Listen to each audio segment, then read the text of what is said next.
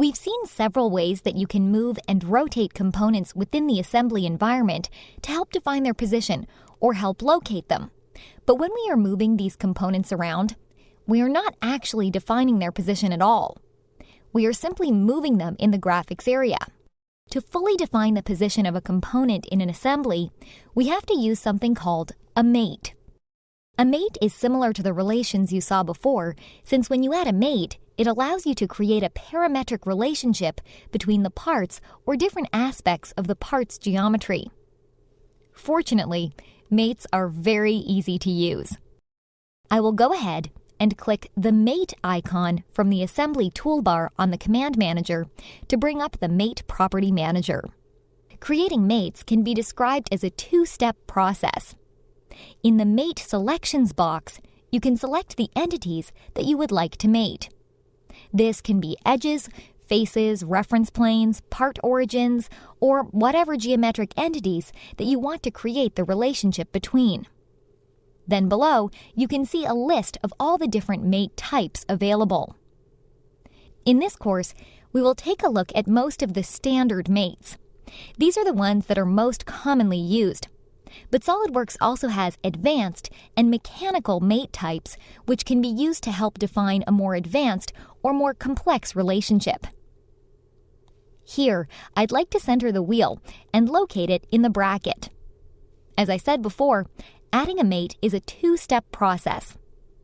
We are first prompted to make our selections, so I will select the inner face of the wheel, and then simply select one of the inner cylindrical faces of the bracket. When I do, an in-context toolbar appears, and by default, the concentric mate is selected, which is the mate type that we want.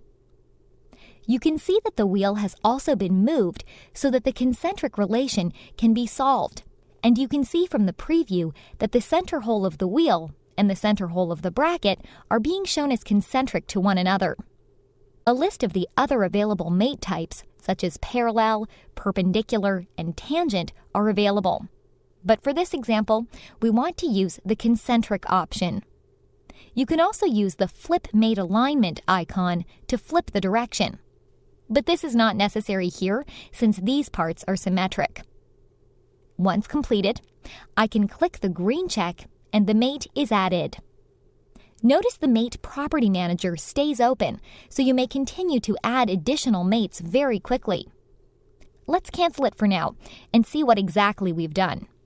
When I click the wheel component now and try to move it and drag it, notice I can only move it from side to side. I can no longer move it up and down or rotate the part. The wheel is still free to spin and free to move, but its degrees of freedom have been significantly reduced by just adding that single mate alone. Now, how can we center the wheel onto the bracket? Well, we just need to create an additional mate.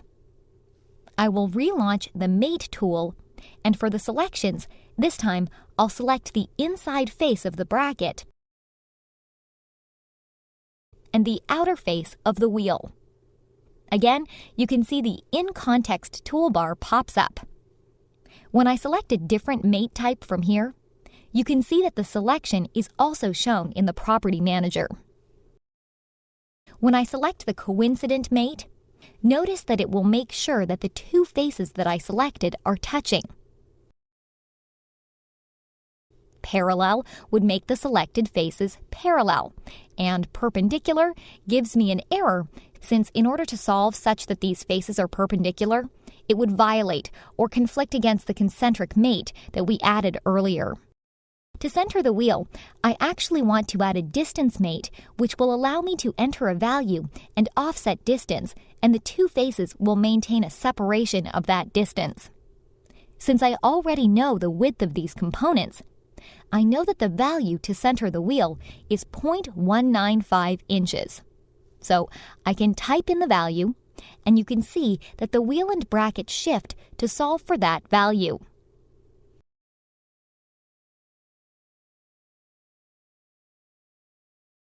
I'll click the green check to add the mate, and then click on the red X to exit the Mate Property Manager. Notice now I can no longer move the wheel, but it is still free to spin. If I wanted to prevent the wheel from spinning, there is a way to do that using mates as well. I will again click on the mate icon, and this time, instead of mating a feature on the wheel, I will mate a reference plane. Since we located the right reference plane right down the middle of the bracket because the origins are aligned, I can select the right reference plane, and I can select any one of the reference planes in the wheel, for instance, the front plane, and I can make them either coincidence or parallel. Either one will have the same effect in this case.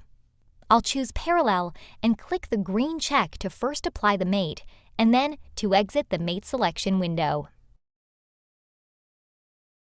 Now notice when I try to move the component, I am greeted with a message saying the selected component is fully defined and cannot be moved. And you can also see in the Feature Manager tree that the minus sign next to the component has disappeared. There is no F there as well. Just the minus sign is gone. This means that the component is not fixed, but instead it is fully defined. To get rid of an existing mate, I can either hit the undo button if I would like that rotation to continue, or I can expand the mates folder in the Feature Manager tree. Here you can see a list of the concentric, distance, and parallel mates that we have added. If I wanted to delete one of these mates, I can select it and press the Delete key on my keyboard to delete it permanently, or I can select it again and I can choose Suppress to suppress that mate, which disables it. So again, the wheel is free to rotate. And if I wanted to lock its rotation, I can simply select the mate and click Unsuppress to again fully define the component. The ability to suppress mates is a really nice feature to have because it allows you to lock and unlock certain degrees of freedom without having to create mates over from scratch. If you have lots of mates, it can be a good idea to rename them so that you know exactly what you are mating. You can do this easily by slowly double-clicking on the mate and typing in the new name.